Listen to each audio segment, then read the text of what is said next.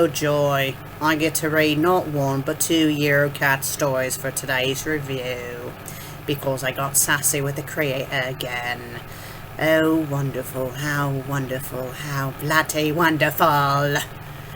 I mean, it could be worse. It could be worse, because the original punishment was going to be that I had to read another chapter of the Spanish fly invasion. So thankfully, someone spoke up in the comments and said, no, that's cruel. So instead, the original request for today was from my little kitty, and it was a Eurocat fan fiction called The True Story of Little Red Riding Hood and the Wolf, and that will be the first story I read. It only has like a 500 word count. So the creator's like, we can do better than that. And she added in Blossom Becomes a Feminist as the second story, which this one has over 800 words for the word count. Again, it could be worse. I could be reading another chapter of the Spanish fly invasion, which I would rather not, but something tells me that I might be revisiting that story in the future, even though I said that I wouldn't. But I don't have a say in things anymore. So let's get this over with. The first story, as I said before, is The True Story of Little Red Riding Hood and the Wolf by Eurocat. Here's a summary. You may have heard of the story before, but you likely heard an inaccurate version of it. Here is what actually happened. I doubt that. Rated Fiction T. Well, at least it's not rated M.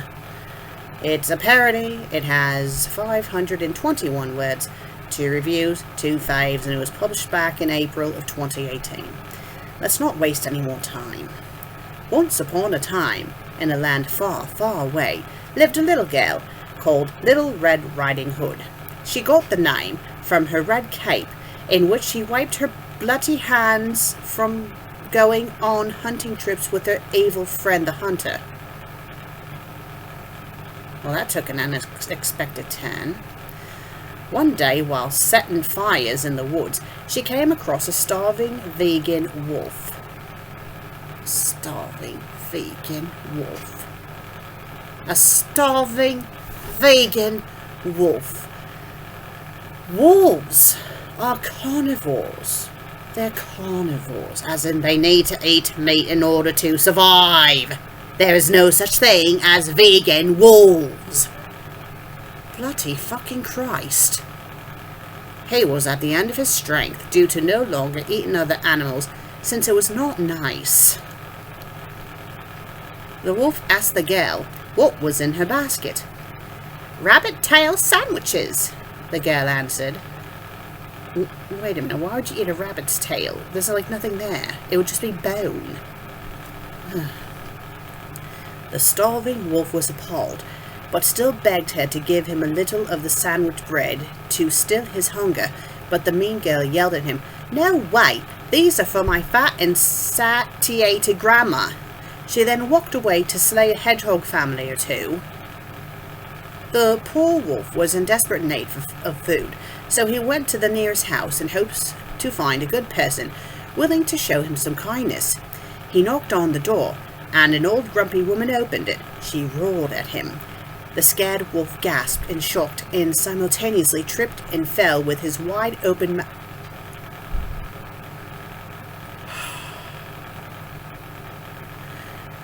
Wide open mouth. I lost my place. Okay, there we are, sorry. The fulminating hag who accidentally ended up in the wolf. You don't just accidentally eat someone.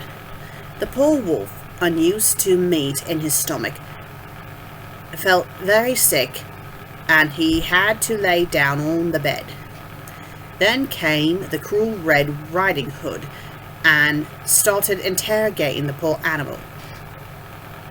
Okay, then came the cruel Red Riding Hood and started... Could you please rewrite that? It should say, then came the cruel Red Riding Hood, and then she started to interrogate the poor animal after waking him up. The wolf was so scared that he couldn't say a single word, however.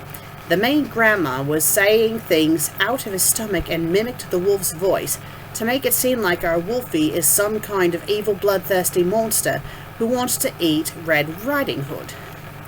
The deviant girl quickly figured out that the person who was talking out of the wolf's stomach was her companion grandma, so she quickly jumped down the wolf's throat so that they could hack out their evil plan.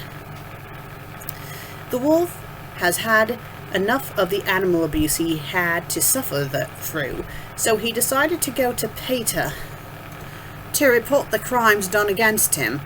He was stopped, however, since in front of the house the hunter was awaiting him. He received a call from Red Riding Hood and Grandma just as he bought a new shotgun from Walmart. Again, 2 L's in Walmart.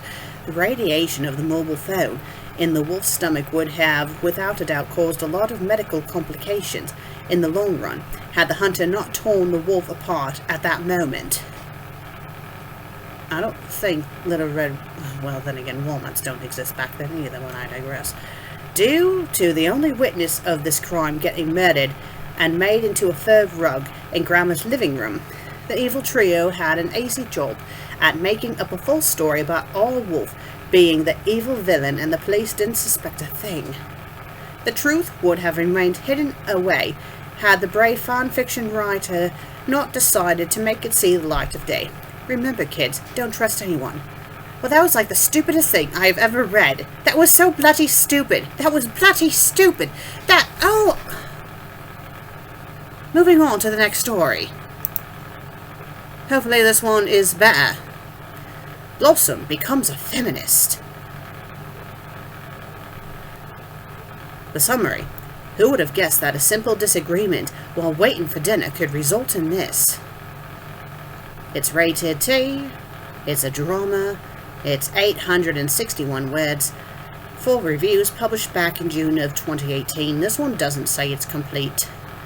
But again, it was written back in 2018. It's 2022. 4 years later, they're not continuing it. Or at least I don't think they are. And if they do...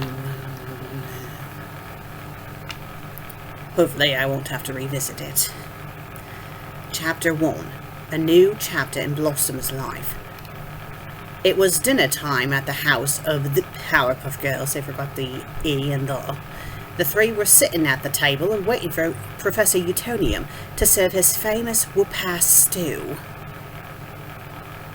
Fighting the monster sure was fun, said Bubbles. It was fun, but way too easy. We didn't even struggle, added Buttercup. Indeed, I'm so glad we can do this, all thanks to feminism, said Blossom proudly. Buttercup was silent for a few seconds and then started laughing. What do they have to do with us? They didn't become superheroes because a constantly triggered bunch made some banners. How can you say that? Don't you realize what they have done for us? Asked Blossom. Like what?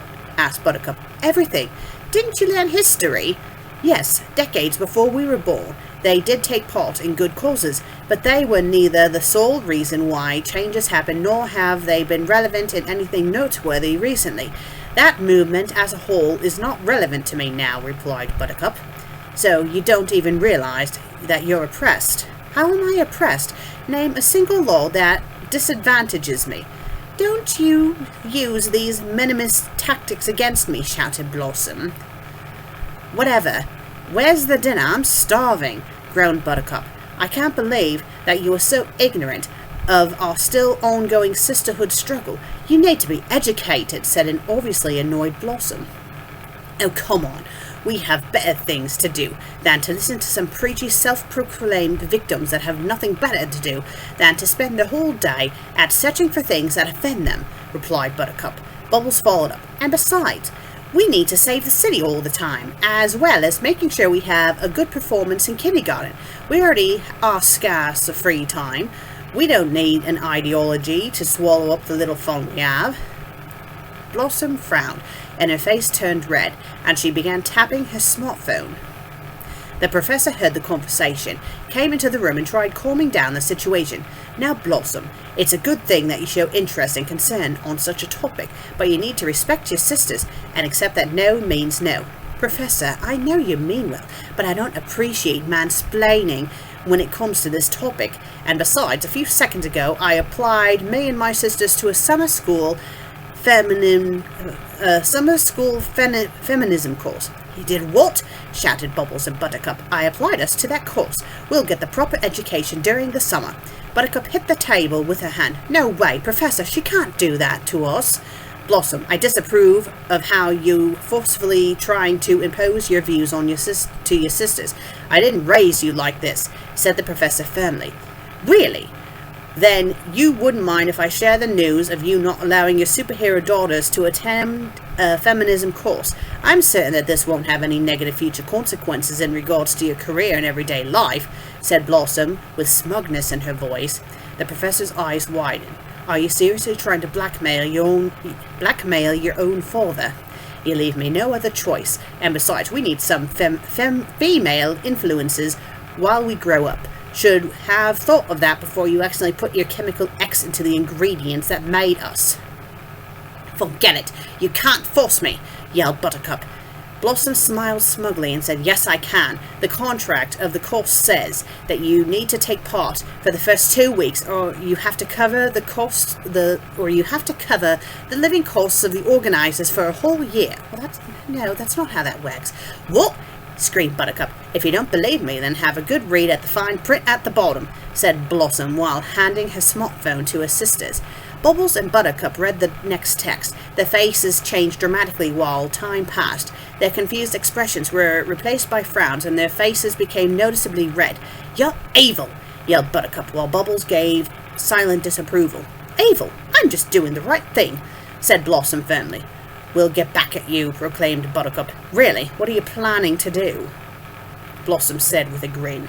Buttercup was beyond pissed and smashed Blossom's smartphone to the ground, making it crumble like it spent a minute in Blantic Blender. Blossom was shocked. What have you done to my phone? Professor, she can't do that. The Professor had an angry expression on his face and just said, Buttercup, I am glad that you restrained yourself and only did this after everything that happened. Please keep yourself together in those 2 weeks. We'll get through this, somehow. Bubbles, same goes for you.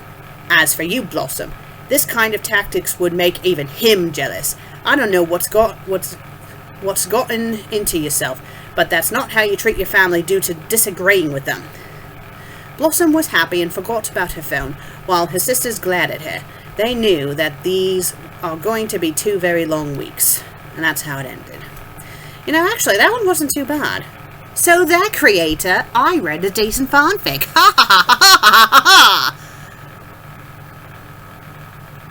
I probably shouldn't have done that. I don't think I can erase that from her memory either, because she's the creator. Oh well. So anyway, it's kind of a shame that this one wasn't continued, because this one wasn't too bad. And from what I can recall from the Powerpuff Girls, I do believe Blossom was a bit full of herself, if I remember correctly. And I'm not sure if this is supposed to be based off of the original show, or that really bad reboot that came out a few years ago. You know, the one where Buttercup had a cowlick. Why did she have a cowlick? Why did they think that was a good idea? And I don't even think they brought back the original cast for that one. And it felt like that one completely missed the point. I mean, I didn't watch it myself, but I heard that it was not that good. So yes, this one was decently written. Had a couple of minor typos, but, you know, nothing bad. And as for the other story, like I said before, that was a colossal waste of time, and that was like the stupidest thing I had ever read.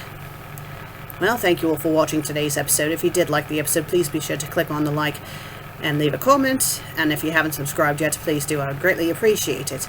I will see you all next time, and hopefully I don't bring down the wrath of the creator on me. You'll find out in the next episode, I suppose. Until then, cheerio.